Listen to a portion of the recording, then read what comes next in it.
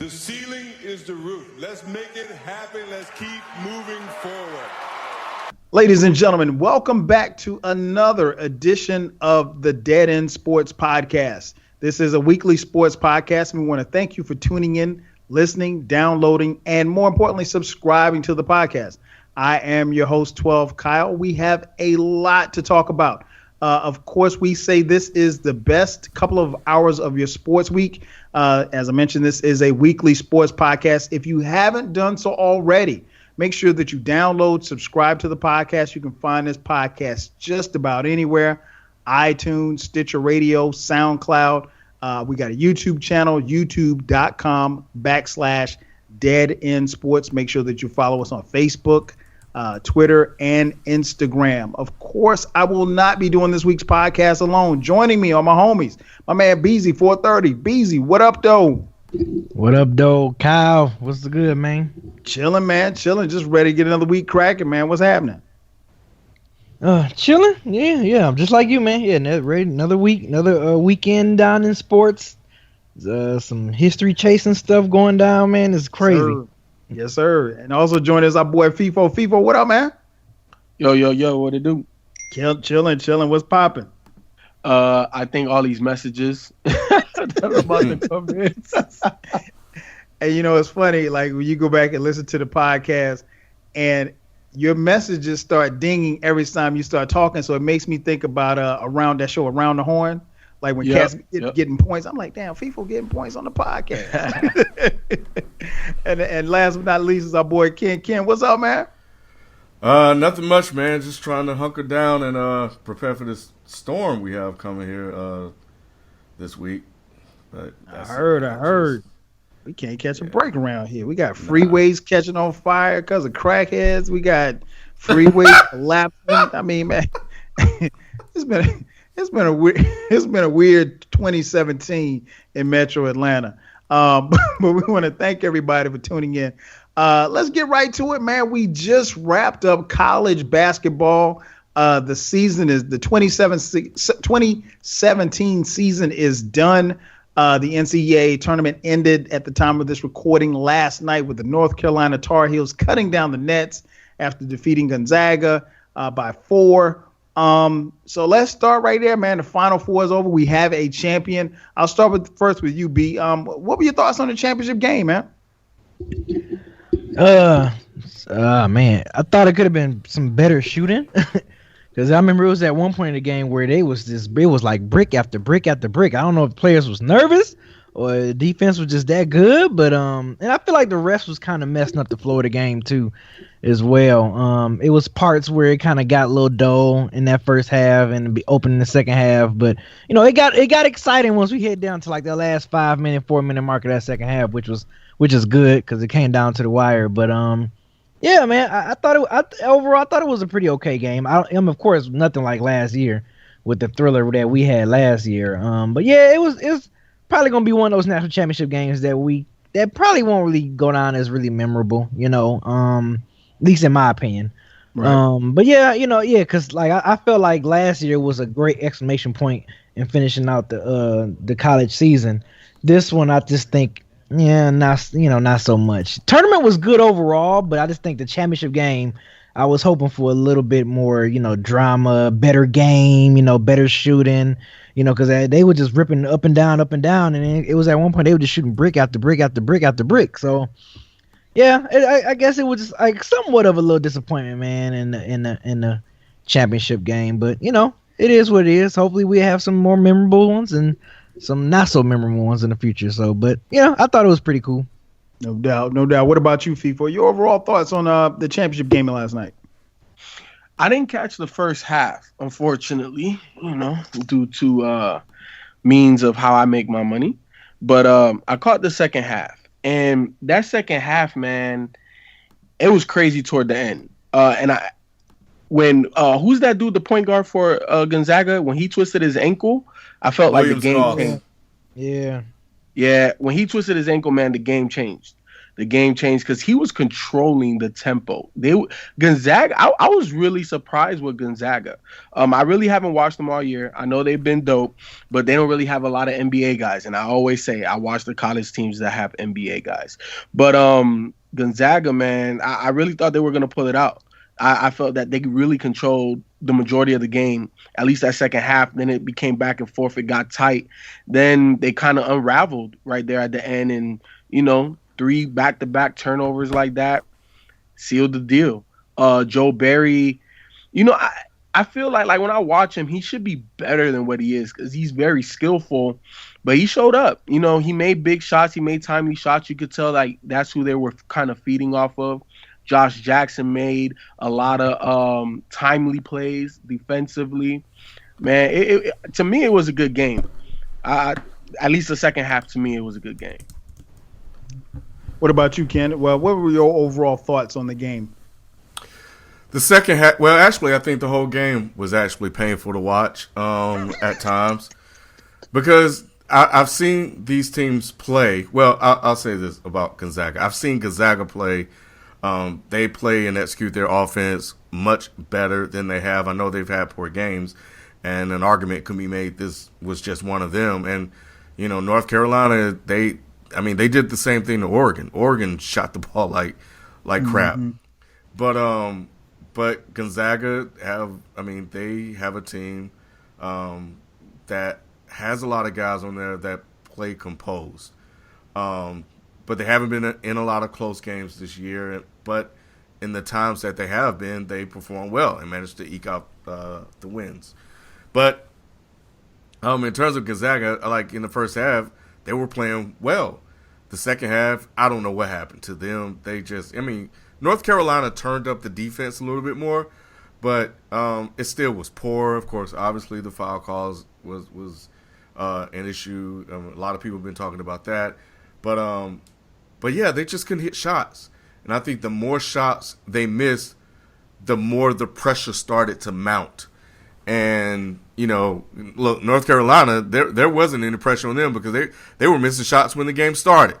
So for them, it was just business as usual. And, I've watched North Carolina play, and, I'm surprised nobody tweeted this because earlier, a couple of weeks ago, I said they were frauds.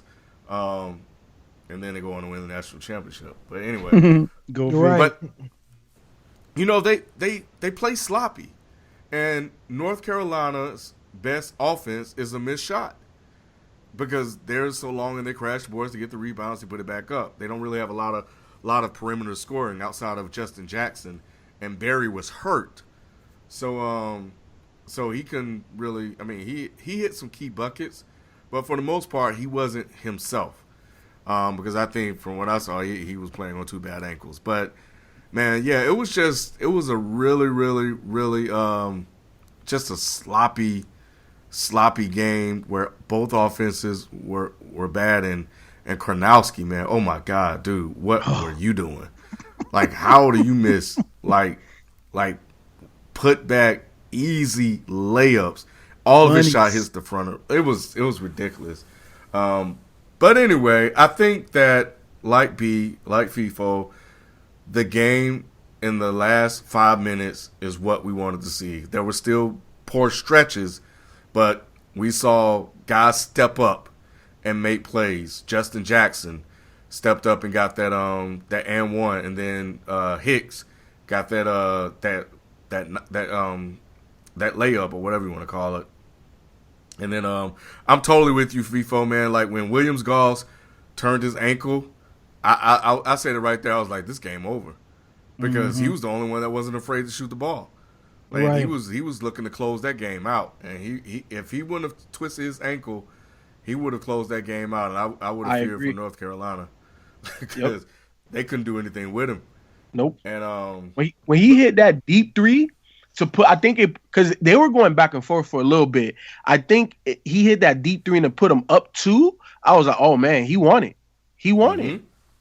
Yeah. But unfortunately it didn't happen. And what I like to see is them do what North Carolina did and say, hey, let's come back and let's win it all next year and come back and do it. So, but the last 5 minutes were good, but nothing like last year where I was like, oh, kind of like what we had with Kentucky and North Carolina earlier. Yeah.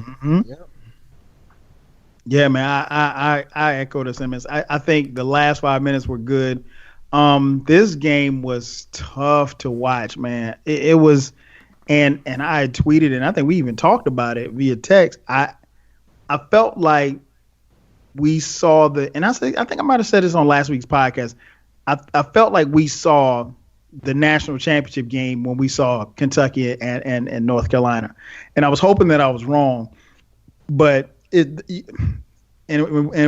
get into the officiating in just a second, but I don't think, particularly in the second half, the players couldn't get into a flow, and I think even LeBron and D Wade were tweeting, let the kids play or what have you. But it was tough to watch. I mean, I think the last 5 minutes, they finally got into some type of rhythm. But I I felt for the Williams-Goss kid because when he rolled his ankle, I mean, the last thing you want to happen is your body to give way or go out on you in the most crucial of moments. And that kid was trying to put him on his back. But I got a couple of things written down here. North Carolina was 15 for 26 from the free throw line, 22 fouls. They were 4 from 27 from three-point range. Gonzaga, conversely, was 17 out of 26 from the free throw line with 22 fouls and 14 turnovers. It was just a sloppy game. And like B said, man, at the beginning, man, it was brick city. It was just brick after brick. And then I heard Roy Williams say this. He was talking about Justin Jackson. And I think Justin Jackson was 0 for 9 from three-point range. He said he got good looks, but he rushed this shot. And, I don't know if it's nerves or it was just, the moment or what have you, or just trying to, get will your team back.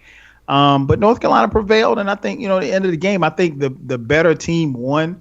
But it was tough to watch. And I'm not afraid to admit that I did doze off for about 5 minutes during the game, because I was like, if this goes to overtime, y'all might have to tell me about this one, because and that's another thing too. NCAA, if you're listening, please don't start this game. This game started at 9:20 last night. Ridiculous. I mean, if you start a game at 9:20, man, you know that it's not going to end until around midnight. On the East. Trying to cater to that West Coast, man. They trying to, make sure. You gotta. Yeah, I understand. I get it, but man, I don't ever remember the NCAA tournament game starting that. I mean, that was a late tip time.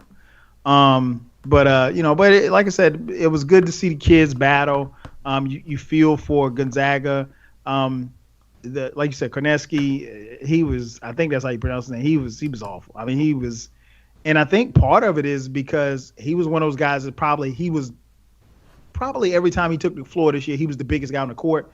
But going up against those big guys from North Carolina, they were banging him around. And he missed 3-footers. And I know that's got to be frustrating for a big guy, for any player to miss close range shots. But overall the game was sloppy. It wasn't, like you said, it wasn't the game that we got last year. It wasn't that memorable, but hats off to North Carolina and Coach Roy Williams for getting the win. Now, conversely, there was a lot of talk about the officiating. So I know, FIFO, you said that you saw the second half. I just gave you the numbers as far as like what happened as far as the amount of fouls that were called. I think they said it was like 22 foul calls in the fourth quarter. I mean, in the second half alone. What role, if any, do you think officiating played in the game? Big time, man. It's the officials enforce the rules, right? Mm-hmm. And the rules of college basketball, to me, is what makes me a non-spectator. That's why I'm not a fan. I'm just the foul calls, the slow pace, all of that factors in. And this whole new let them move rule. Like you can't bump people, you can't have contact. Like, I don't know, man. I'm not a fan of NCAA. I'm not a fan of their officiating. I'm overall just not a fan. And like you guys said, I thought it was a good game because I remember the back and forth. You know what I'm saying? Yes, it was sloppy. Yeah, it was a lot of fouls, but it is what it is. It's like that's what I expect out of most NCAA games. Like, To me, I don't really know, you know what I'm saying, like how else to put it, man. Like the NCAA needs to change its rules, and it needs to be more like the NBA. Until they do that, I'm not going to be a fan, and the officials are a part of it. But the officials are bad in the NBA too, so it's not like I'm saying they're great. but you know, they got to do something, man. They got to do something. I think is unacceptable. I think college basketball could be better, but it is better though across the board. Scoring is up like 8 to 10 points on average. So they're doing some things, but the officials got to get better too. They impacted the flow of the game because the players couldn't get into a rhythm, because on every rebound, every drive to the basket, the game was stopped. And then, you know, you're down the court and you're shooting free throws. There was a moment in the game where Gonzaga didn't score for like 7 minutes or something like that, and didn't score an actual field goal. And the commentator actually said something about that. When they actually scored a field goal, he mentioned that was their first field goal in like 7 minutes or something. And I'm sitting there and I'm thinking, well, that's because they keep calling fouls. Mm-hmm. You know, you're not going to score a field goal if you're shooting free throws. So that it definitely impacted the game, but I think the players themselves didn't do a good job of adjusting to the officials and the way they were calling the game. But overall, I think it ruined the image of college basketball. You got people like FIFA who tunes in to see the national championship, and if that's the product that they get, who's going to want to watch college basketball? Mm-hmm. You know, and I'll watch games throughout the season, and yeah, it's kind of like that depending on what teams you're watching. I watched the women's basketball team. You know, yes, you know, it was even worse. But, you know, you don't get a chance to sell your product to visitors. Like, people are coming in the door, they're looking around, and they're going to walk out not liking what they see. You don't want college basketball to be like Major League Baseball is right now. People show up for the playoffs. They don't care about anything else that happens. You know, I'm hearing all of this talk about the ratings are up, and, you know, Colin says it's a lot. Ratings are up, and that's because, you know, nobody want to hear the politics in sports. And I'm like, well, the ratings for college basketball is up because, well, one, it's March Madness, and everybody loves March Madness. Two, every single site, every single store, every single company are doing brackets, and it increases every year, which drives up the ratings because people want to know how well they're doing. That's it. It has nothing to do with the NBA. But anyway, I just think that they missed the moment to let the kids play, for them to quote unquote decide the game, and for people watching to want to come back next year and watch during the regular season. I think that's where it kind of impacted the game, because all we're talking about are the fouls and how bad the game was. That's true. That is so true. That is so true. What about you, B? What's your take on the officiating, how the game, what role it played in the outcome of the game? Yeah, I mean, like I said earlier, yeah, I think the officiating played a bad role, should I say. Ken made a great point. You got the casual fans or the not so dedicated fans like people watching something as big as the national championship game. Usually you put those two words together, national championship, and you think you're going to see the best of the best go at it, and you're going to see, or, you know, no referees get in the way, anything, let them boys play. It's a freaking one game, not a series. It's a freaking one game. One game winner takes it all, and you got the referees out there kind of slowing down the groove, the flow of the game, and everything, man. Yeah, you're right, Ken. They went like 7 and some change Gonzaga before they scored another basket, man, and it's due to the crazy play calling, man. I mean, not play calling, but crazy refs making them calls, man, calling every single thing. I mean, I get it. They were being consistent. That's fair, but still, it's like this national championship, man, you gotta let them boys let it all out on the floor. Now I'm not saying dudes can go out there and just undercut.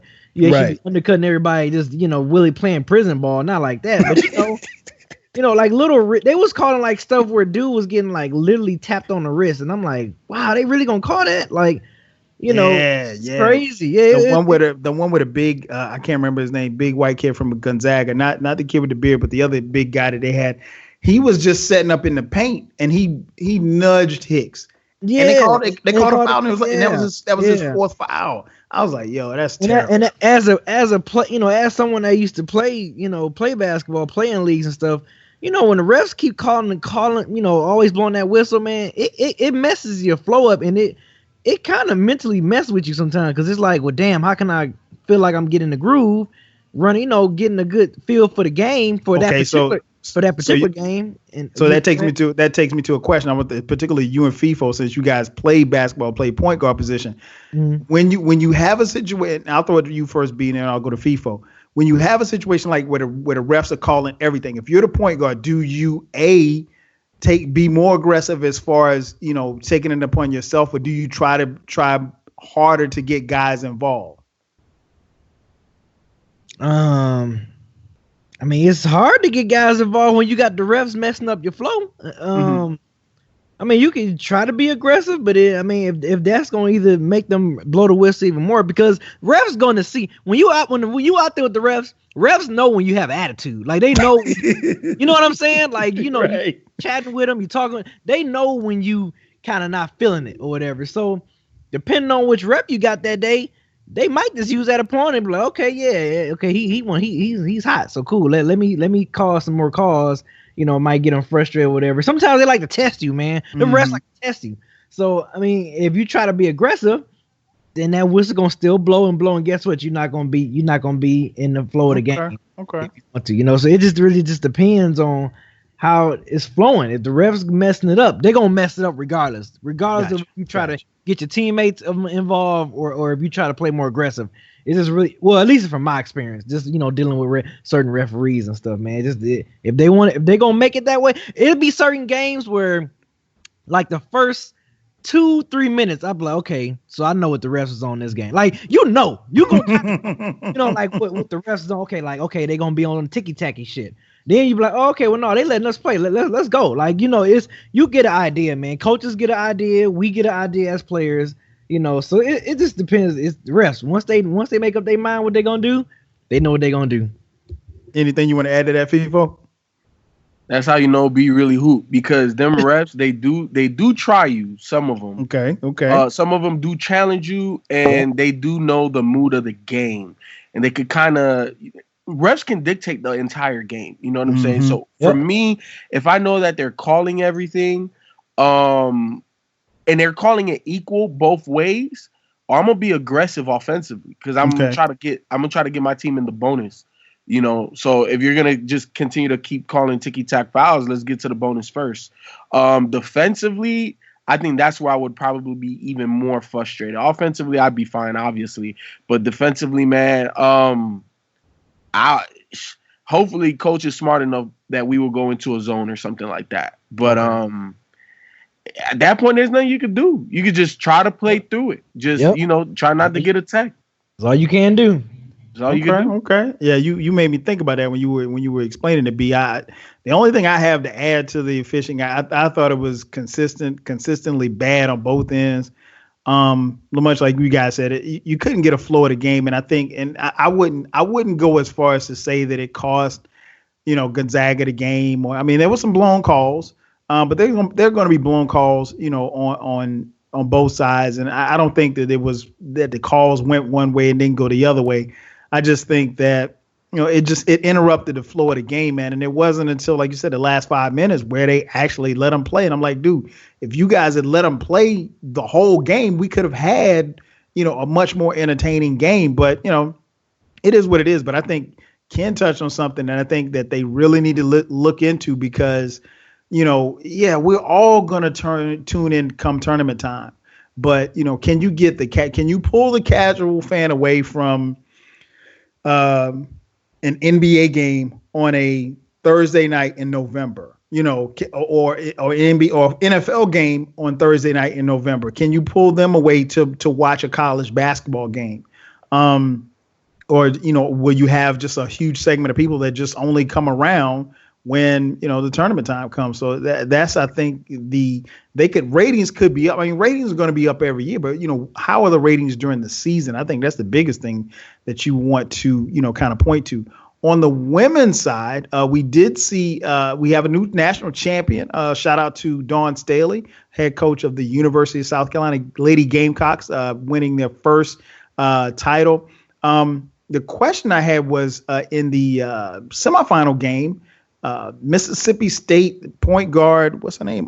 Morgan Williams. She slayed the Giant by hitting the game-winning shot over UConn. UConn, as we all know, had won 111 consecutive basketball games. So the question that I had is this Mississippi State team that got beaten by South Carolina in the national championship game on Sunday, they were riding high. They were coming off the emotions of the Friday night win over UConn. You got Morgan Williams. Like I said, this young lady has been on a tear, and she's killing it. So she comes into the game and, she's struggling. And if you saw the game, I don't know if you guys saw the game. I really don't watch women's basketball, but I watched the game on Sunday. South Carolina did something different that a lot of teams did not do. They had their point guard face guard her. So she was not able to bring the ball up the court. Everywhere she went, the guard who was guarding her from South Carolina was in her face. She denied her the ball, everything. So fast forward to the fourth quarter, their head coach, Vic Schaefer, decides to bench her. He said that, and they asked Morgan Williams after the game, and keep in mind that in the fourth quarter, I think they were only down by 10. She said, Coach wanted more energy, and I guess I wasn't bringing enough. I'm not that mad. Jazz did a good job. She had energy on defense and offense. She scored and made good passes. I'm proud of her. She's talking about her teammate who replaced her. So the question that I have is, do you have any fault with the coach's decision, Vic Schaefer, to bench his best player for the fourth quarter because she, quote unquote, didn't bring enough energy? Ken, what's your take on that? Yes, I do. I understood his reasoning. I actually read what he said afterwards, and hearing what you said about how they played her on defense, I understood that. But your job as a coach, you want to get around that by taking her out the game. That's how you're gonna coach around that? Come on. Now, I do understand a little bit. She became a celebrity overnight, and a lot was asked out of her. She probably did a ton of interviews because it was all about Morgan Williams. But you still have a game to play. She's a basketball player, and she understands that. And as a coach, how about you talk her up? I saw that she said that her teammates were trying to get her into the game. Coach, how about you get her into the game? That's also your job, too, to be a motivator. So, yeah, I felt like he took that moment from her in the title game. But at the end of the day, to me, I look at that. Yes, South Carolina won the championship, but knocking down, UConn after winning 111 straight, let's all be real. That's their title. And that's the one that people are going to remember. She's going to go down in history forever. Morgan Williams, she played 44 minutes in that game against UConn, where she scored 13 points, had 16 assists. And in the game before that, on March 26th, against who was that against? Against Baylor in the semifinal, she had 41 points, 7 assists. So in playing 40 minutes. So she logged a lot of minutes, and she did admit that she was winded. She said she said, quote, I gave everything I got in the UConn game. She was like, I got to the game, and she said the first couple of minutes I was tired. My teammates asked me, I came to the sideline. She was like, they were like, Mo, where you at? And she was like, I'm here. I'm just trying to find my second win. South Carolina's guard, Bianca Cuevas Moore, like I said, was face guarding her. She was everywhere that she went. So, Morgan Williams only scored 8 points and was 2 for 6. She had 4 assists and 1 turnover in 23 minutes in this championship game. So I'll throw it over to you, FIFO. Did you have any fault with what the coach did by sitting his best player out because she was, out of gas, I guess? I didn't watch the game. Mm-hmm. I didn't watch the game, so I don't know exactly what happened. And I feel that you, as a coach, you have to have the gauge of the team and your players, because your best player is always going to play hard, but sometimes you got to protect them. And if they don't have it, then it's your job as a coach to take them out. But you what, Ken? Go ahead. I'm listening. Look. That's why, because if your best player doesn't have it, it's your job to take them out. But if they're just messing up, that's different. So she's talking about she's tired. She didn't have it. So Ken, did you watch the game? No, I did not watch. I watched both games, people. You watched it? Okay, so was she balling? What did she look like? I don't know what she looked like. You know what, FIFO? Even the commentators mentioned that she didn't have the energy. And one of the sideline reporters mentioned during the game that, he had threatened to pull her if she didn't get it, if she didn't, quote unquote, get it together. So I think I don't know if it was necessarily that she was it like I said, she was 2 for 6. 2 for 6, and she scored 8 points. She had 4 assists, 1 turnover. So it wasn't in 23 minutes. So it wasn't like she was having a bad game. I just think she was just winded and tired. And I think, they mentioned, I think during the broadcast, that they got in late after the UConn game. You saw the shot on SportsCenter. She hit the shot to slay UConn. So I think it was just a situation where she probably was just spent. And then just imagine somebody face guarding you all the way up the court, even when you didn't have the ball.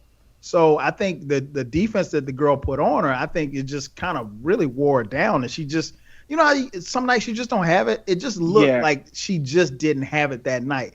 I don't necessarily know that you bench somebody for that, though. Man, that's a tough way to go out, though. No, it is a tough way to go out, and you don't bench them for that. I think at least not down the stretch of the game, right? Mm-hmm. Like not in the second half. Because keep in mind they're only down 10, so that and it's still well within this game. It wasn't like South Carolina blew the doors off of them at that particular time, and because. Again, when you protect your players, right? And Ken said it. Sometimes you have to be a motivator as a coach. If you see that your player is winded, bring them to the bench early. Keep them engaged in the game. Tell them, hype them up. Hey, you're the one that's gonna win the game, just like you did the last one. You know what I'm saying? And get her ready for the final stretch. Because if you're a championship team, you didn't just get there because of one player. At least in college and under, that doesn't typically happen. It's typically because the team is pretty good too, right? Like you're not riding the coattail of one person. That typically does not happen in college sports. So they could have maintained without her. You know what I'm saying? And then the coach could have put her in maybe later. And then also, if you see that the opposing team is face guarding a point guard, come all the way down court. You make all the way down court extra hard. As a coach, by taking her out, you're doing the other coach the favor. That's exactly why they're pressuring her. So you do take her out, and that's not what you want to do. You got to strategize and be better than that. So if I would have watched the game, I feel that I could have had a slightly better analysis. But just based off of what you guys are telling me, I can't. No. What you said is fine. What you said is fine. That's that you gave a great example as to what you would have done, or the insight as to what the Coach Vic Schaefer probably should have done. But I agree with you 100%. I don't get it. I don't know if it was really something internally going on, on that bench that caused him to do that. That he felt that she just literally checked out that game. Or what? I don't know if she still high coming from beating. Sometimes I think that was the reason why Mississippi State lost that game, because, they were still high from that UConn. But no, I wouldn't have benched her, man. She hit the game winning shot. I'm gonna ride that coattail to the end of the game. You know, then I can question like, hey, are you with us? Are you there? Where you at? You know, but until then, if you've been balling throughout the whole tournament and national championship game, I'm gonna still ride unless you just blatantly just playing for turnover the ball after turnover at turnover, whatever. Like, I didn't watch the game, but I didn't know how she was playing, but. Yeah, that's crazy. After she did that, and she had like a killer instinct. Like she wanted no question. that shot against UConn. She wants the ball in critical moments, during games. So yeah, no, somebody with that killer mentality, I'm not going to bench him. Yeah, the only other thing I have to add, man, I think she played well, and she just, I think she ran out of gas. I'll read you a quote. She said, "When somebody pressures me like that, I have to find a way to get myself into the game and lead my team. They had Bianca on me. She went everywhere I went, face guarding me. It's like they wanted someone else to run the show. I couldn't get anything going, and that's my responsibility." So it sounds like she took responsibility for, her lack of play. I don't think it didn't sound to me like it was a lack of effort. She just didn't have it that particular night. I don't think, like I said, you and FIFA, you guys play ball. Sometimes all it takes is a shot to go in. It could be a free throw. It could be a layup. Sometimes that's all it takes to get you, back in the game. And keep in mind, like I said, they were down by 10 in the fourth quarter. They cut the lead to 4, and your best players on the bench. That part of it I just don't understand. But again, shout out to Mississippi State. They did accomplish a lot by beating UConn, and was there some hangover from the semifinal game? Probably, but again, shout out to them as well as the Lady Gamecocks from the University of South Carolina, Dawn Staley, getting her first NCAA championship. Before we move on, I would be remiss if I did not mention that the Dead End Sports Bracket Challenge ended as well. We did have a winner in our bracket. Now, there's a caveat because as many of you know or listen, we went through the CBS site, and the days that the brackets were supposed to be turned in, the CBS site crashed. We think the Russians hacked it. So Ken couldn't get in, and I don't think FIFA was playing, but Ken couldn't get in because he waited to the last minute like he always does. So fortunately for us, we don't have to deal with Ken winning and bragging and showing up, to video shoots with a fantasy or NCAA bracket challenge shirt on. So yeah, we got to shout out the winner, George Boogie Brown, who happens to be a good friend of mine. It's unfortunate that he won because now I have to hear his mouth for the next year, and and he's also a North Carolina fan.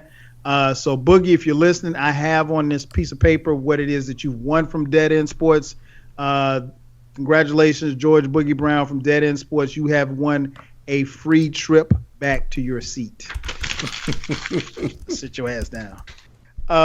Moving on to the NFL. Tony Romo has made it official. He was released by the Dallas Cowboys, and he is, even though he has not subsequently filed the paperwork, he is going to be retiring and moving on to the booth at CBS. He will be joining the number one broadcast team with Jim Nantz, bumping out Phil Simms. So Tony Romo, man, career has come to an end. We didn't see it kind of shaping out like this. Many people thought that he might give Denver a look. Houston was, definitely a possible landing site. Subsequently, now Houston does not have a quarterback, but that's another story for another day. So let's start right there. Ken, how would you define Tony Romo's career, man? I mean, he's had his highs, he's had his lows, but it's all said and done now, man. The guy did it. It's all said and done. How would you define his career? For many, many years, to me, Tony Romo was overhyped, overrated, pumped up by the media to be something more than he wasn't. I think he was Bill Parcells' guy. Bill Parcells wanted him, loved him. And for a while, he didn't live up to any of it. A lot of it was false.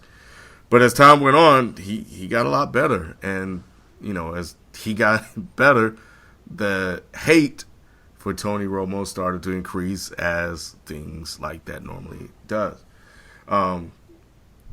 But I came to respect Tony Romo over time because, I saw what he was doing in the latter parts of his career, and he had numbers to back it up. I think on this very show, I've argued with you guys about Tony Romo. I think Kyle, you and I went back and forth about Tony Romo. But I think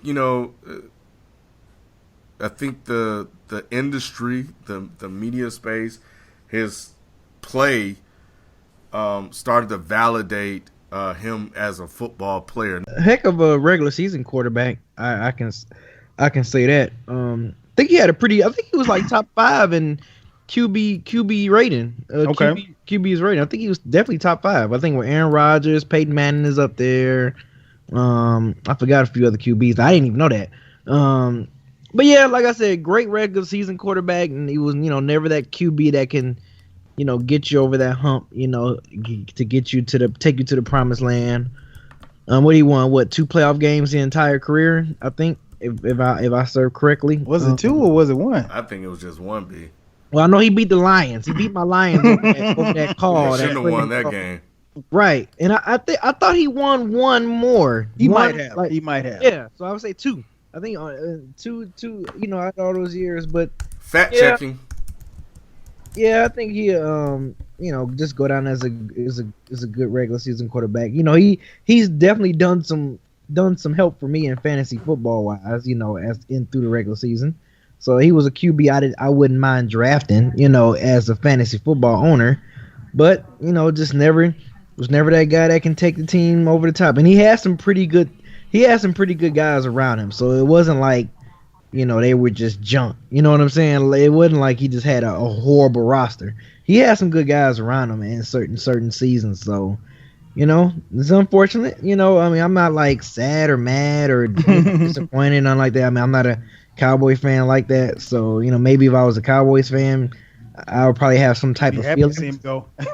Right. Either happy or mad. I would have some type of feelings, but it's just like, just another QB is going next on up. Good. Hey, Dak, this is your chance now. This franchise is now yours. If you can maintain and keep a winning record and get some playoff wins under your belt, hopefully young brother win a Super Bowl or something. He's winning half the battle having a running back. That always makes a QB life a lot longer when you can just hand the ball off to a running back and they take care of the bit. Look at Troy Aikman.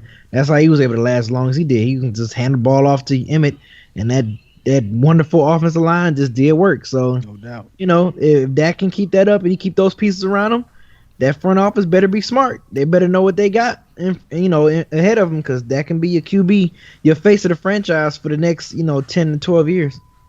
And B, you were right. He has 2 wins. He beat Philadelphia in 2009, 34-14, and in 2014, you already know. Yeah. What happened with that one? So yeah, he got 2 wins. Okay, so 2 wins, right? 2 wins for Romo, man. And same for me, B.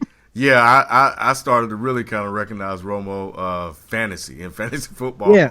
Change my tune. Fantasy. Yeah, even though I hate the Cowboys and everything, but if certain picks, if Romo's sitting there and I got players filled out that I like, I'm picking him up, and he's gonna give me 22, 25 points per week easy. So, yeah.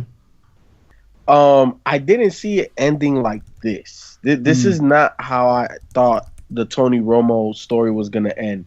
Now, I did predict that if he got hurt for more than 4 weeks, that he was never going to play for the Cowboys again, but I didn't see him retiring. I definitely thought he had a couple more years in the tank if he could stay healthy. He could definitely help out a team that's defense heavy like Denver. They could have Peyton Manning 2.0. So that's the move I thought that was going to happen there, Houston. Even though I know Jerry Jones definitely wouldn't want Houston to win the championship before the next Dallas Cowboys win. So in the state, I couldn't, that would definitely be tough. But yeah, man, I thought he was cool.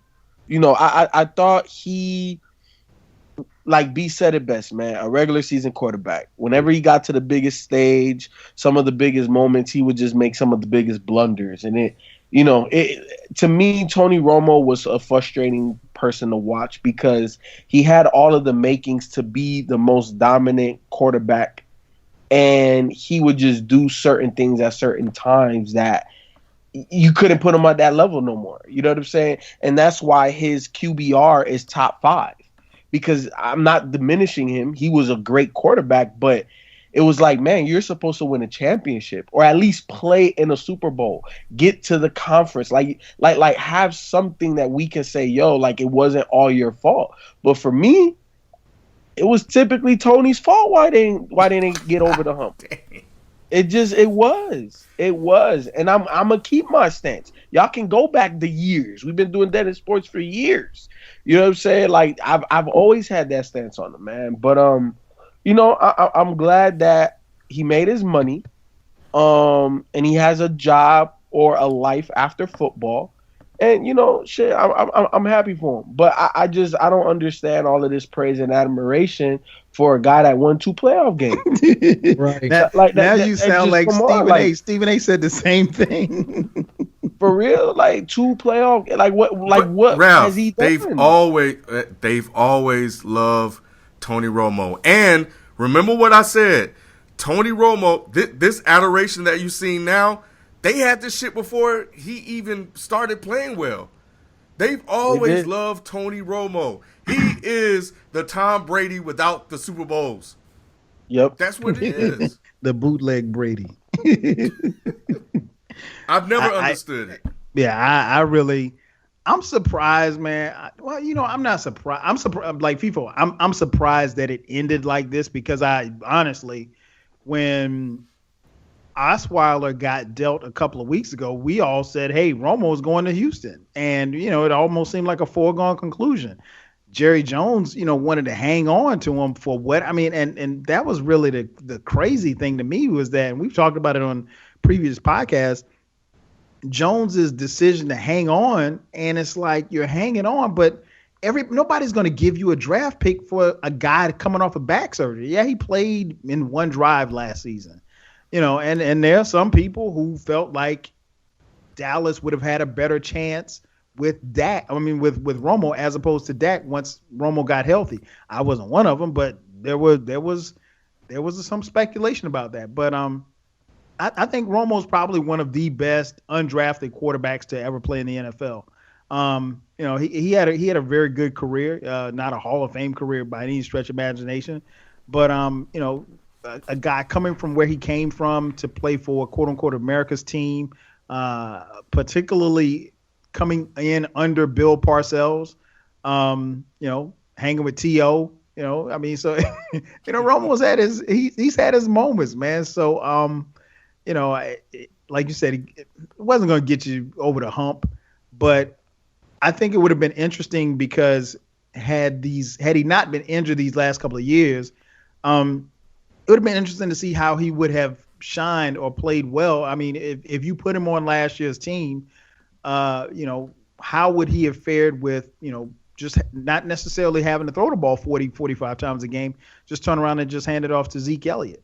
And then you still got Jason Witten, you still got Dez on the outside. So, it would have been interesting to see how it would have played out. I think he's probably getting out of the game while he can still walk and, not have any back problems or anything like that. Because, once your back goes, it's a wrap. That's, you don't want those kind of problems for life. But, storied career, I think it's a very good career, probably a lot better than a lot of people expected. So, hats off to Tony Romo. I'm not sure how in the hell he got the number 1 position at CBS, but that's another story for another day. Have you heard Phil Simms? I have not heard from Phil. What did Phil say? And see, I'm just saying. Okay, Phil Simms as a color guy. But you know what, Kent? I'm one of the few people that love Phil. Now, I'm biased. Grew up a Giants fan, and I love Phil as a quarterback. But I actually like listening to Phil call games. I'm not like Joe Buck, Troy Aikman. I don't like them. Chris Collinsworth. I mute the TV. A lot of people don't like Phil. I actually don't have a problem with Phil calling games. So, but again, I think that's from a broadcasting perspective, that's a very slippery slope when you take a guy. I mean, most athletes, when they come in, they don't go to the number one team, broadcast team. They work their way up. I mean, like you look at a guy like John Lynch. John Lynch was, I think, with Fox, and he might have been on the third team.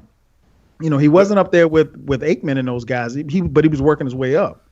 But you know what? I also think that if you look at, like, most people watching football now are, well, you have the old heads like myself who knows Phil Simms, but then you have younger guys who know Tony Romo.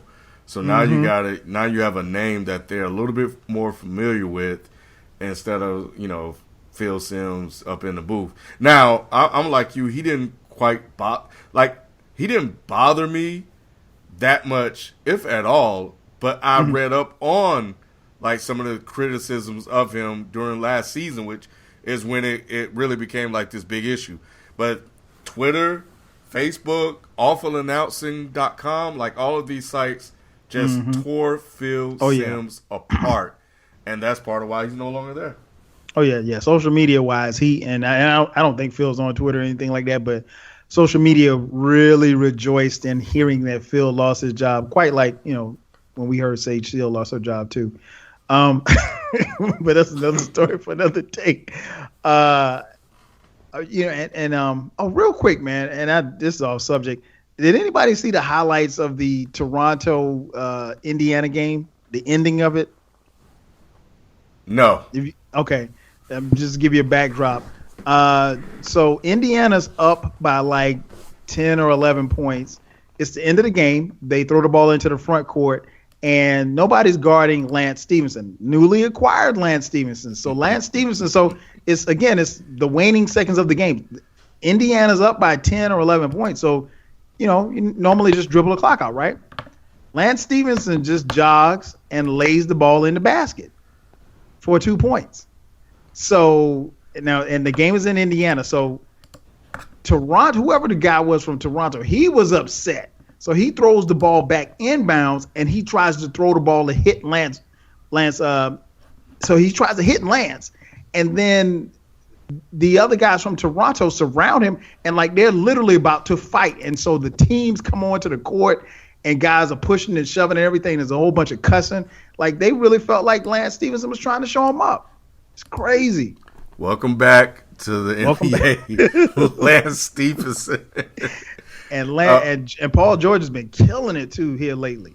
I missed that game between him and LeBron the other day. I got to find that on YouTube. And that was a duel, and it was great to see because that game reminded me of the battles that Indiana and Miami had when LeBron was in Miami, and it was kind of also a reminder of people that, hey, Paul George is nice. Like people forget because Indiana's struggling and he doesn't really have a whole bunch of talent around him. And people had high expectations for this team coming into the season. But and Paul George made some comments after the game. He said he's I think there's some type of incentive for him, but he said, he feels like he should be on the all NBA team. But yeah, he and LeBron were going back and forth, bucket for bucket. LeBron famously cussed out Tristan Thompson for missing. He missed a defensive assignment or something like that. They both kind of brushed it off, but LeBron, did apologize and say that he showed him up after the game. I mean, he said during the game he showed him up, and he said he shouldn't do that. He should keep things more in house. And more importantly, I think that got Cleveland off the 3-game slide that they had too. So. You want to start playing better ball moving towards the playoffs. Indiana, I think, is competing for a spot, if I'm not mistaken. Yeah, you know what I think what's interesting about that, and we'll see this week. Sometimes games that they were poor defensively, as they have been, but sometimes games like that can get you going. It's like because you're kind of in a dogfight, and that competitive spirit kind of starts to kind of turn in you, and they know that the playoffs are around the corner, and they fought hard to win that game. They were hell-bent on not losing that game. Definitely LeBron with 41, 16, and 11. So it'll be interesting to see. They won easily tonight against Orlando. We know the big game is tomorrow. Tomorrow will tell us a lot. Now, who do they play tomorrow? Celtics. They play the Celtics. Wow. Okay. Tomorrow, Okay. and that's for the number 1 seed. So whoever wins that game tomorrow owns the tiebreaker, and we'll know what's important, man. But look, they can beat we'll talk playoff basketball as we get closer to that. But I think just as far as their mindset, I think we'll know where they are. And for me, man, looking at him and Thompson getting into it, they need to get into it. So I just sent y'all the link too. They need to be cussing everybody out. Everybody need to be cussing each other out because a lot of what they're doing defensively isn't acceptable. And you can't just say, oh, we'll turn it on or we'll flip a switch or we'll have team meetings. No, you need to get in each other's faces because war is coming. Winter is coming. And you need to be prepared for the playoffs, especially for the Western Conference team that manages to get to the finals should you go to the finals. Hey, Ralph, did you see that Cavs-Pacers game? I did not. I was working. And Paul George and missed LeBron it put too. on the show. Yeah, they did. I heard about it. You saw it, B? No, I didn't see it. I just saw it when I saw it. Man, it was back and forth. It was, fourth quarter and in both overtimes. It was just, back and forth. They cut out of whatever game that was on NBA TV and went to it, and it was a duel, man. That's the type. It made me feel good because I think that's what I think we're going to get come playoff time, and if we can get that kind of excitement, it'll be must see TV basically. Yeah, I think we're definitely headed in that direction. Speaking of the NBA, man, while we're on the subject of it, man, Russell Westbrook, since the last time we spoke on this podcast, Russell Westbrook went smooth the F off the other night. 57 points in a triple-double effort. So, FIFO, did Russell Westbrook wrap up the MVP? He's the MVP, man. He's the MVP. He's the MVP, dog. Look, man. I've never seen anything like this guy. I watched the Orlando game, pretty much the fourth quarter. It was when he hit that 3-pointer? Bruh. Oh, man. They was double teaming him, and he still shot it. I know. Hey, no, Crazy. Look, man. He be lining up like a big man on the free throws.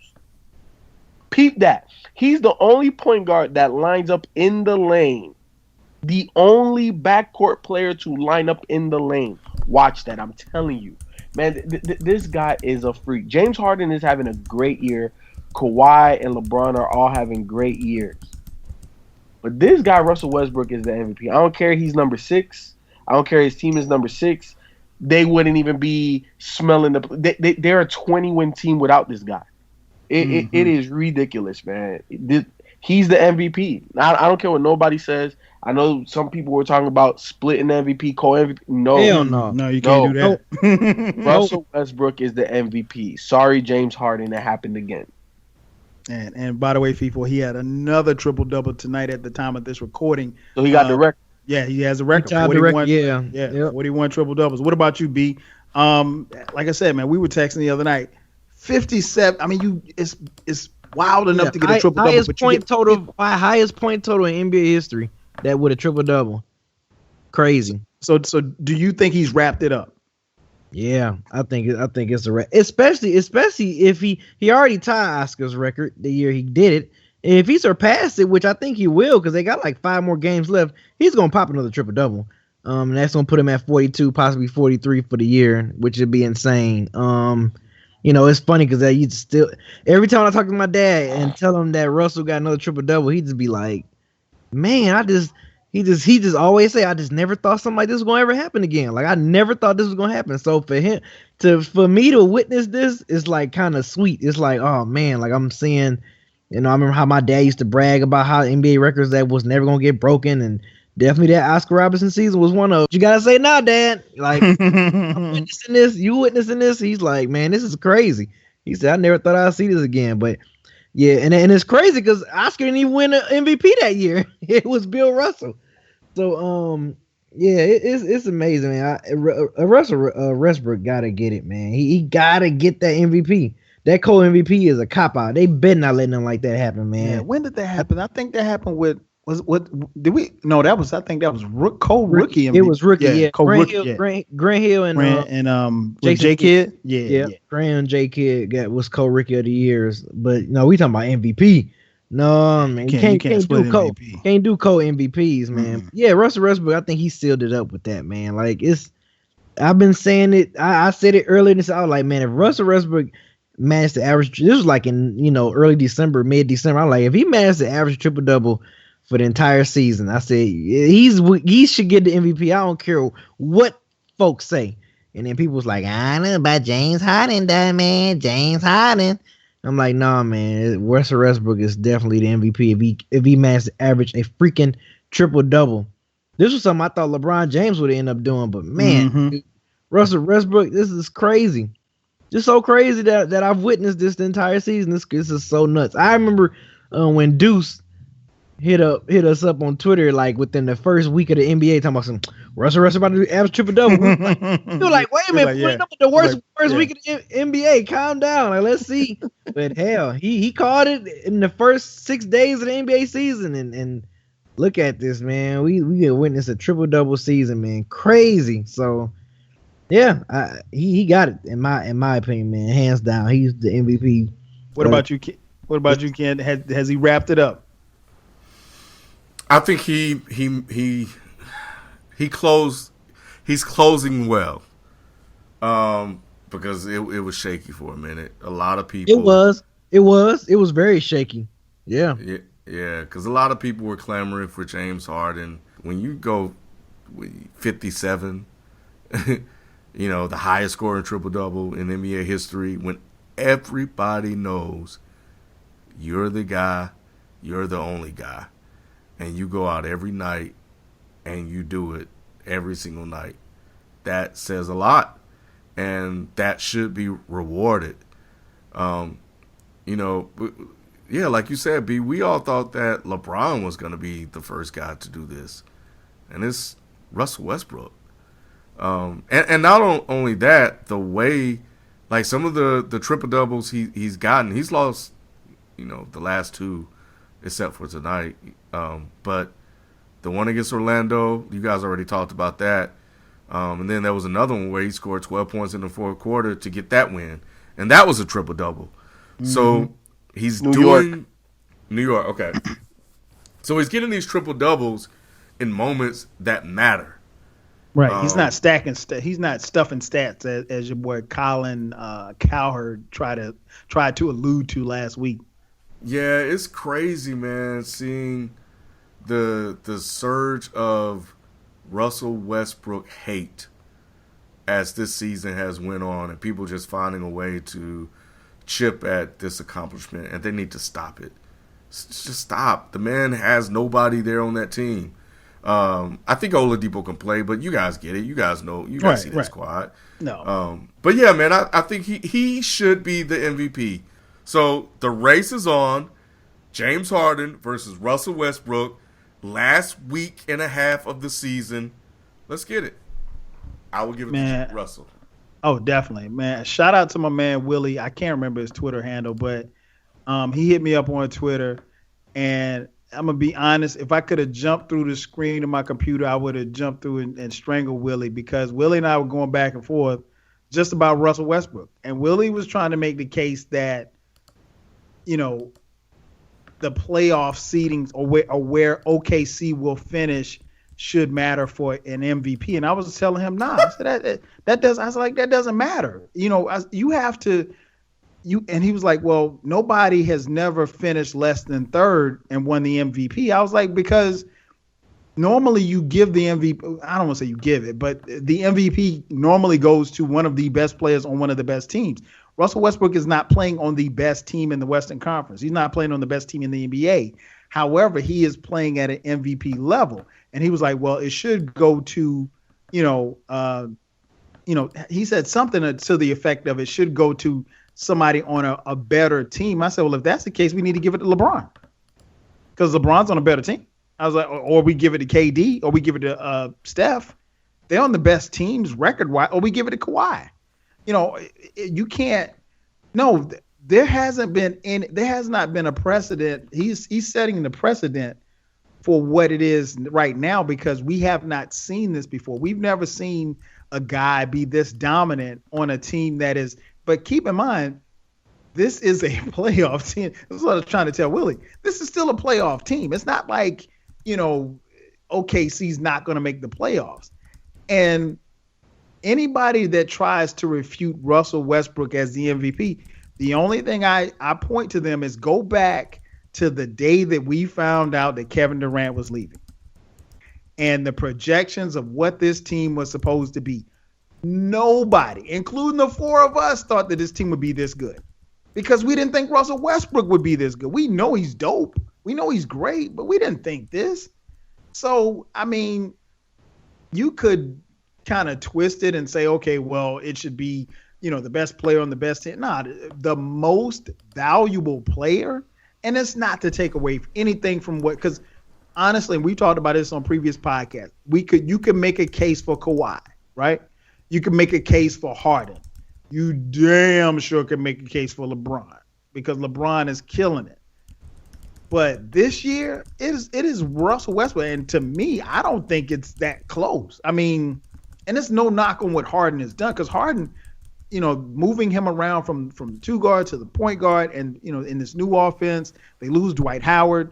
But if you look at what he has around him, he has a better supporting cast. You know, Russell Westbrook is getting these triple doubles sometimes, dog, in the first half. People don't understand. It is extremely hard to get a triple double, let alone to get 41 of them. You know, he may end up with more triple doubles than they have wins, and that's okay. But I'm not going to knock him as far as his MVP race based on how the team finishes because he's doing everything and he does this night in, night out. And I think a lot of times, Ken, when you talk about the hate, I think some of the people who hate or have been against Russell Westbrook winning this award, I really and truly believe that these people don't watch him on a night-to-night basis because there's no way that you can watch him and feel like he shouldn't be deserving of this award. So, yeah, for me, it's not even close, man. It's not.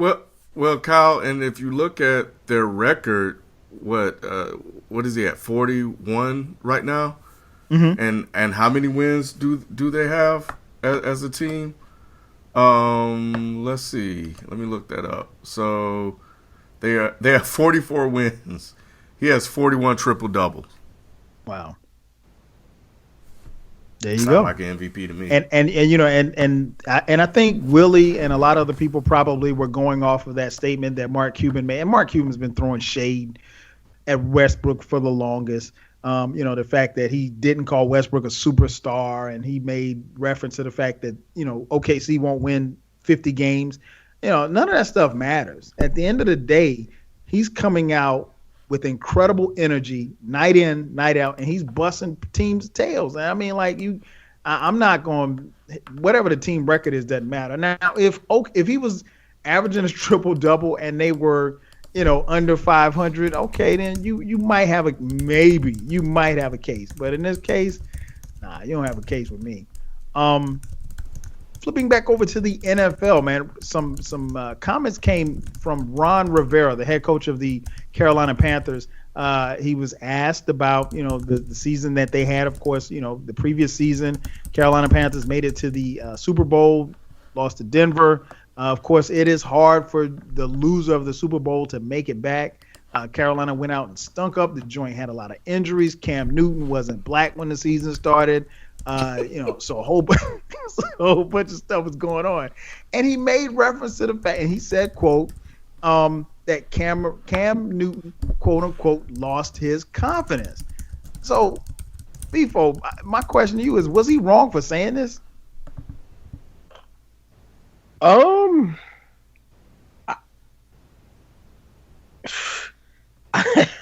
Is that something that you want to say about your franchise quarterback that he lost? He almost made it sound like Cam was scared. You know, honestly, I can't say Cam was scared.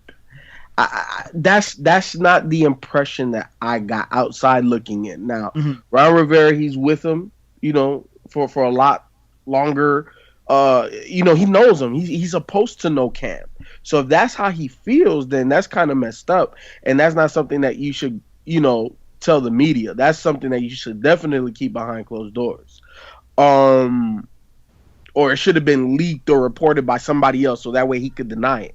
But I don't know if that's what I saw with Cam. Maybe Cam was in a sunken place at the beginning of the season. I don't know.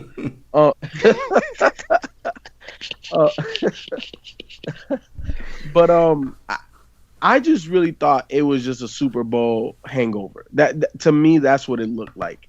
And I think Ron Rivera, being one of the primary decision makers on that about that roster in Carolina, I think he made a tremendous mistake with letting the cornerback go. I can't think of his name. Josh Norman? Josh Norman, yep. I think that hurt them in more ways than he thought was going to.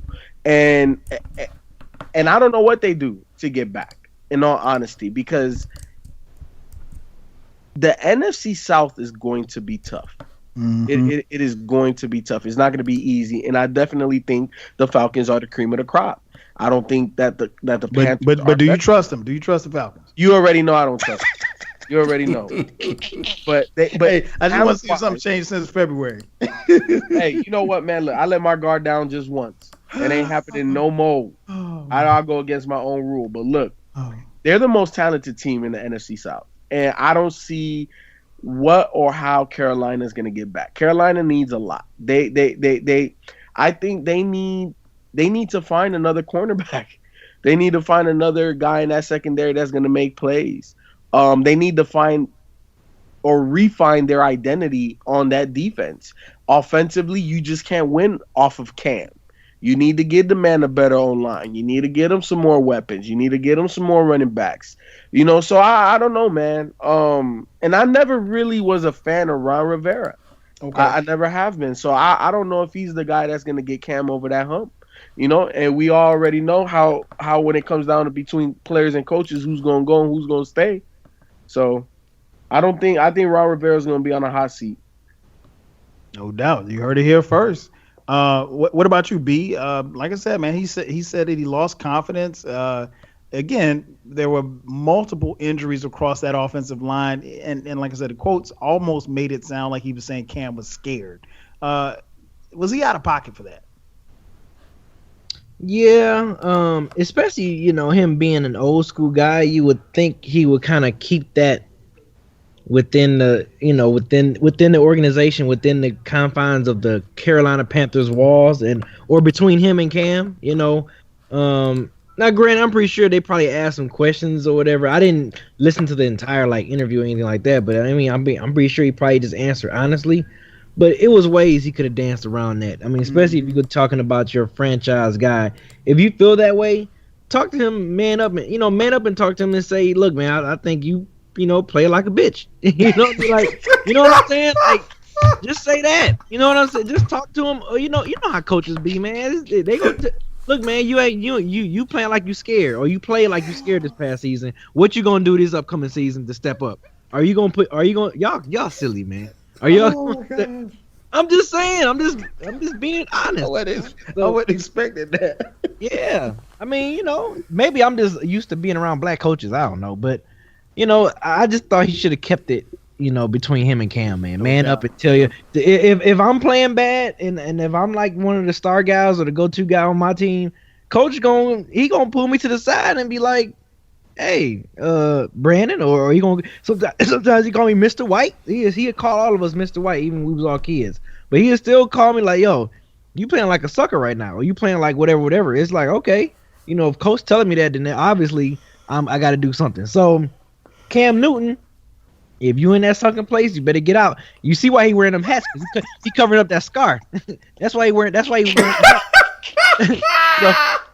But seriously though, man, y'all silly as hell. But seriously, I think he should have in between him and Cam, man. I just think he shouldn't have let it get out that way. Because back in the day, players had a problem with something, it wasn't going to the media. You was standing to that guy face to face, and you was telling him straight up, like, yo, even if it was other teammates or coaches, they gonna tell you straight up in that locker room, you playing like a chump, or you playing like a BIEI or whatever. And you know what I'm saying? So that's my only issue about it. When it came out, I'm like, oh wow, yeah, it was kind of true, but did he have to go out there and put his franchise superstar player on blast like that?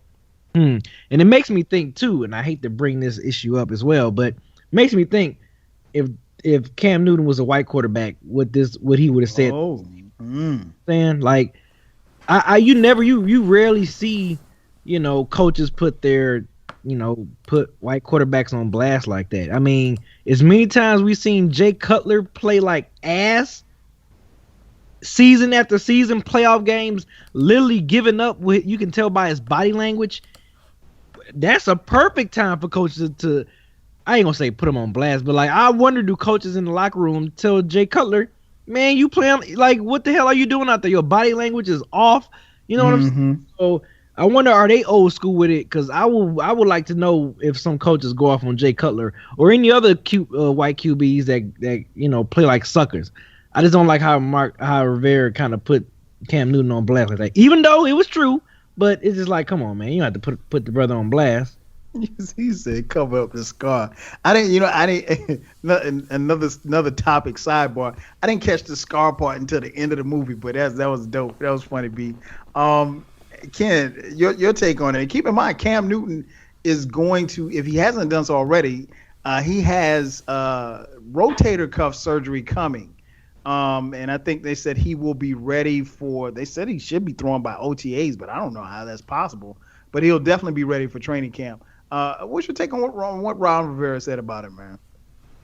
Man, B knew where I was going, man. This is just another case of the white man trying to tear the black man down. It's like, damn, man, shook to the meat, and you know how that's going to land. You know how that's going to play out in the media. You have no business saying that man was shook publicly. Cam has been criticized. He was continuously all of last year and the year before leading up to the Super Bowl. And while the man is down, you want to kick him. And not only that, you want to attack him as a competitor, as a person, to say he was shook, that he didn't have confidence, that he wasn't ready to war. Now, look, I think I heard NFL players saying that about Cam already anyway. Mm-hmm. They've already had issues with him front running anyway. But your coach isn't the one to come out and say that you were shook. Because now all of a sudden, like, this is the guy that you want to go out there and lead your franchise, and everybody's going to be looking at him with the side eye. And more importantly, that defense is going to be looking at him, salivating like fucking Cujo. Like, I'm sorry, I'm cussing. Like Cujo. They just going to want to get at him, man. And it bothered Cam, and Cam should be bothered. Cam was so bothered, all he could do was just pray. All he could do was just put on Instagram, Lord Father, so help me, Heavenly Father, that he could just pray that, that whatever, like, he didn't go in there and address this, because when he goes in there and addressed it, then he's the angry black man.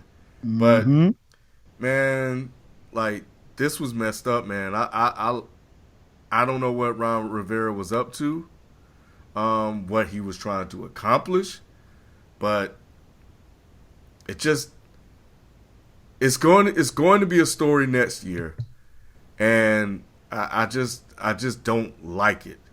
I don't like it at all, man. To say that man was shook last year, and that I don't know, man. It just looks bad. It sounds bad. It looks bad. I just read today about the issues that the brothers had, trying to become quarterbacks, and how I'm talking about Jack Harris. Jack Harris, is it Jack Harris? I just found out about him, Kyle. I was asking B about him today. He was the first black starting quarterback, I want to say. Okay. James Harris? Yeah, Shaq. James Shaq Harris. Yeah. Yeah, man. Oh, yeah. I just read about him to play for the Rams. I just read about, what he went through. They had this man doing all kind of, degrading stuff. And he did it, as a sacrifice for guys like Cam to get here. And they were saying, of course, we all know this, that they were they switched positions to cornerback and running back and receiver, all the stuff we see today. And then, and we know that they don't believe that, and Skip Bayless said this about somebody, I can't remember who, that they thought, I think it was Doug Williams, that they thought that black quarterbacks don't have the mental fortitude to play the position. Yeah, so come on, man. So then you got this guy in 2017 to come out and say that he was shook. Now all of a sudden he's not a leader. Man, get out of here, man. Cam, you need to handle this. And I'm with B.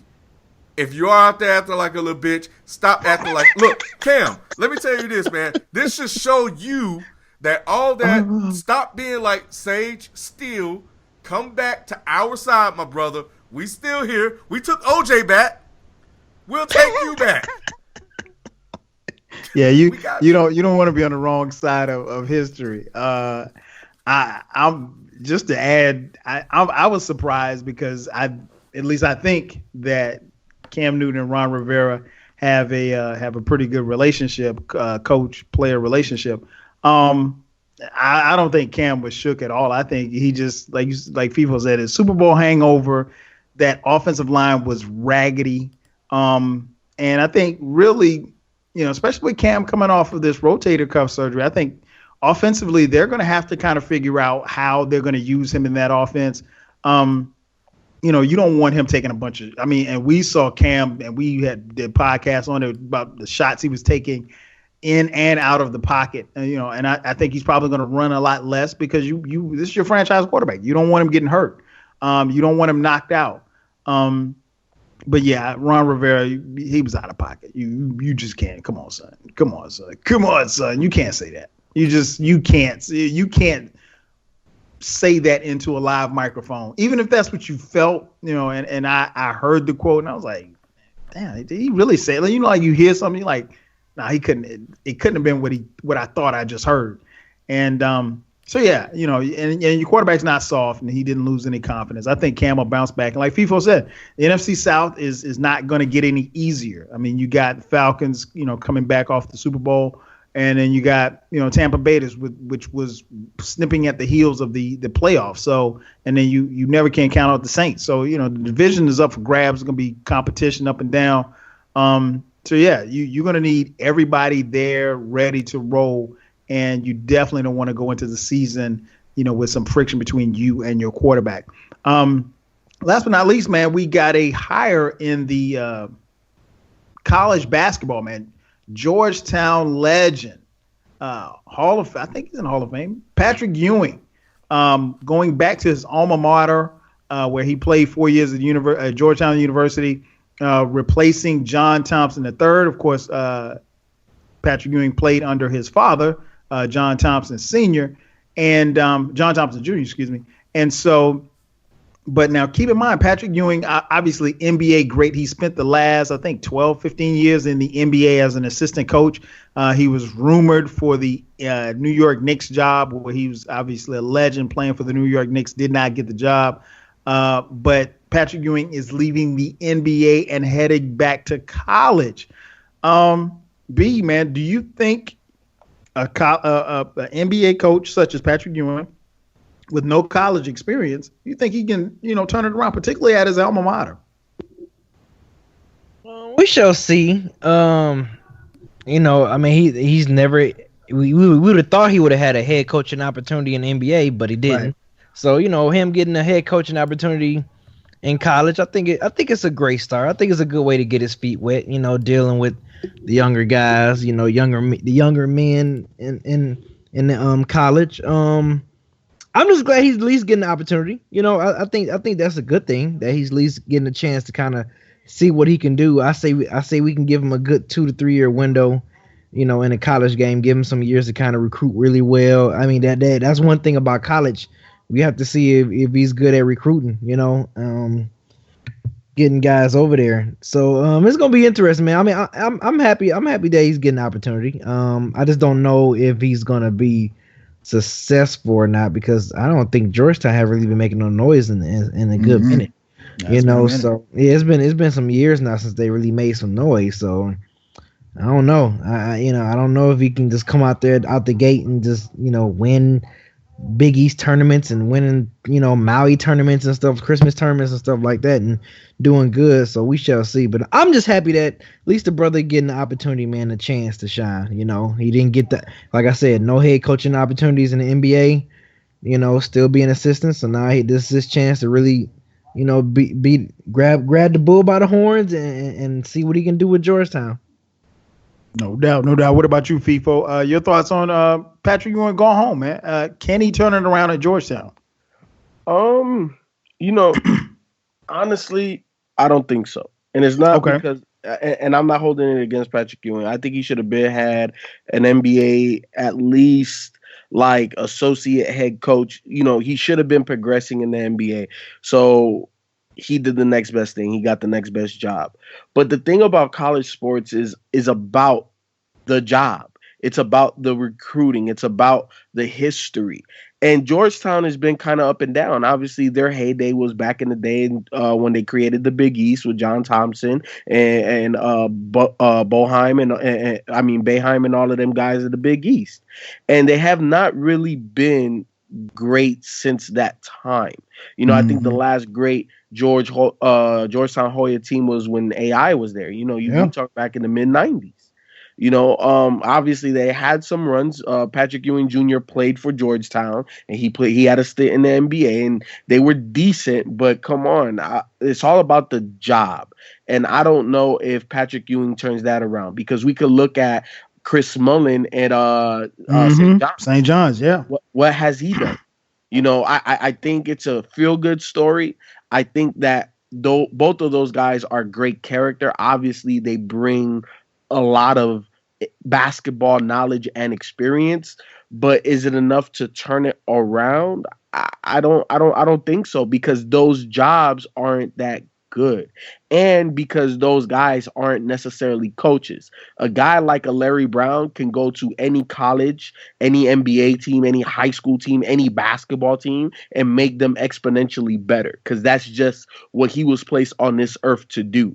Patrick Ewing was a basketball player first. You know what I'm saying? And I don't know how much of that will translate, but hey, he has the opportunity he's been longing for, and I wish him all the success. I don't know, man. It's wait and see for me. College is different. It's all about recruiting. He's obviously a name. I think now we know why they let go of John Thompson's kid. A couple of weeks ago or last week. It was to get this guy. But, will he be successful? I hope so. Because I want to see the brothers succeed. I think it's unfortunate that he had to go to college to get an opportunity to coach. It's unfortunate that more and more NBA players are not getting opportunity, or guys like him that's been around, that's been looking to coach, haven't gotten a chance to coach. Where you have guys like Jason Kidd and Derek Fisher getting a job to coach before him. And that's no knock against them. It's just to say that if they have been given the opportunity to coach in the NBA, then he should have gotten the job too. And I also don't want the college coaching profession to become almost like a launch pad for ex-NBA players to get to the NBA. I think that would be unfortunate. I think they need to take care of their own. But will he be successful? Time will tell. I will be watching. I will be paying attention because I want him to succeed, because I know that this is just a means to an end. and this is to show that he can do it, so he can get an opportunity to coach at the professional level, to coach in the NBA. Yeah, same here, man. I'm somewhere in the middle. I hope it works. I don't necessarily know that it's just because you and FIFO touched on a really good point. I don't know that just because you hire Patrick Ewing that it's going to work. The name Patrick Ewing resonates with us because we remember him. We remember him, dominating in the NBA, coming up a little short against Jordan, coming up a little short against Hakeem, coming up a little short against Robinson and Duncan. But nonetheless, I mean, like I said, all-time 50 greatest players, was on the dream team. I mean, his accolades speak for themselves. But, I have to go back and look at Georgetown and, wonder what happened. I mean, why JT3, John Thompson III, could not get, kids from D.C. and the DMV area to come play basketball at Georgetown. It was a hotbed for talent, not that long ago. Like FIFO mentioned, AI, and even before then, they had a run of just great players. And I mean, now nobody goes, those kids the kids that are going to the Kentuckys and the Kansas and the Dukes and the North Carolinas are, those are the kids that used to go to Georgetown. So I'm very interested to see how this plays out. I wish him well, man. I really do wish him well. I know NBA coaches, it's NBA assistant coaches, their game plan, their preparation is a lot different from what you have to do, from the coaching perspective, as opposed to chasing around 18, 19-year-olds. Many of whom don't know who you are, and FIFO touched on Chris Mullen. I mean, yeah, he's up at St. John's, and St. John's they're not making any noise right now. So, bringing in the name helps, and I know that satisfies the family as far as John Thompson, but I want it to work out, man. I hope it does, but it's not going to be easy. I mean, coaching isn't easy as it is, and it's definitely not going to be easy. And this is Pat Ewing's, first head coaching gig, and it just happens to be in college. I would have loved for it to have happened for him in the NBA, because I think he's probably more suited to coach in the NBA. But if you can coach, you can coach. So hopefully it works out. We will definitely be watching. As I mentioned at the top, man, this is Dead End Sports. We want to thank you all for listening. It's time for our closing shots, parting shots, closing thoughts, whatever you want to call it. Who wants to go first as we wrap up the podcast? I'll go first. All right. Just want to say that another year, another title. It was a long season.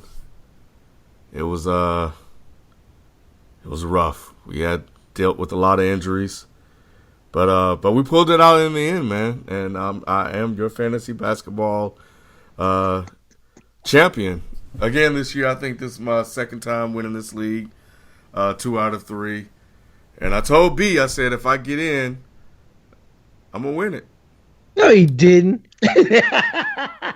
Or maybe I told my wife that. I'm living in, man. I'm I'm sure an A seed. I'm a lose I anyway. think I did tell you that, B. Before I told you all that. Don't worry about all that. You can skip over that.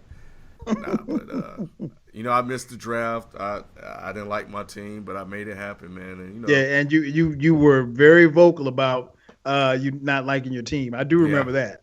Yeah, I was. But unlike Schaefer, hey, I coach, man. I did what I needed to do to win. Shout out to Chris Platt. There's no shame in losing to me. Everybody's done it. Chris. And you just go on the list, man. You go on the list, the Hall of Shame. The Hall of No Shame list of people that have lost to me, and we'll be back after I win this baseball title. We'll be back next year to defend the title. Y'all see what we deal with, man. Y'all see front and center what we deal with on a day-to-day. FIFO, what's your closing thoughts, man?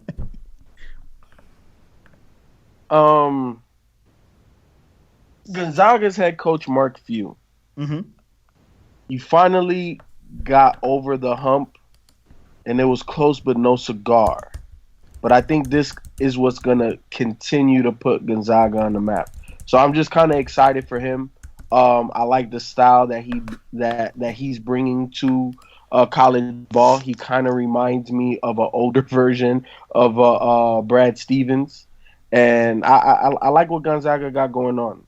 So I'm just kind of excited to see him start making run for a lot of these NBA guys. I think we're going to see a run of Gonzaga and some NBA guys. So, that's the college type of team I like, and I hope we add another one to the elite few. Okay. What about you, B? Closing thought. Happy to see that we will have a rematch between Andre Ward and Kovalev. And the rematch will be going down June 17th. As everyone that don't know, Andre Ward is still undefeated light heavyweight for the light heavyweight title. For the WBO, IBF, he got like pretty much all the belts, all the main belts. And a WBA, IBF, and WBO light heavyweight champion matchup. And an undercard, it will feature Cuban sensation. I've been following him for a little bit. Gamaliel Rigado. He is like one of the probably second best defensive fighter I've seen outside of Mayweather. But he don't get that many fights because of course he's very boring. He doesn't knock out his fighters. He's technical as hell. He lands like damn near like 85 or more % of his punches. Dude is a beast. But yeah, if you just not a boxing fan like that, you will find his fights boring. But he's fighting on the undercard of that fight. So I'm looking forward to that June 17th. Rematch is on. A lot of controversy with that first fight, with Kovalev and Andre Ward. So Andre Ward tweeted it earlier and said his own, no excuses. That's the time to leave excuses at home. So we'll see if Kovalev and Andre Ward gonna get it on again, man. They put on a pretty good fight last year, so I'm looking forward to seeing this one. No doubt. My final thought, man, take it back to 1994, an acronym that we were pretty familiar with. It's called CREAM. Cash rules everything around me. Started thinking about CREAM when I saw some numbers thrown out. As many of you listening know, maybe you don't know, the HB2 bill was finally repealed in the state of North Carolina. And the NCAA will be making its way toward allowing championship games to return back to the state of North Carolina. That is huge because it is estimated that the state of North Carolina in revenue, as far as missed opportunities, missed monies, that the state has lost out at $6 billion with a B. Billion. Cash rules everything around me, man. So, while it's great that the state of North Carolina decided to, relax on this bathroom bill, if you will, I would challenge everyone to if you really want to see the injustice that happened in the state of North Carolina, go back and look at how some districts were changed and rearranged as far as voter registration and the voter suppression that they've had over the last few years. I find it mind-boggling that people were up in arms about HB2 bill, and they should have been, but they allowed this state to basically suppress almost an entire race of people when it comes to their voting rights. The other cream that I thought about as well was, and we'll keep it in the state of North Carolina, your man Roy Williams, man. Roy Williams in bonuses over the last 2 years, just by making it to the national championship game, will earn $1.6 million in bonuses. 1.6 for Roy. Everybody on his team, 0. Cash rules everything around me. Cream, get the money. Dollar bill, y'all. Once again, this has been another edition of Dead End Sports. I am your host, 12 Kyle, joined by my partners, Beezy, FIFO, and Ken. That's going to do it for us. We want to thank you for checking us out. We'll catch you guys next week. Peace.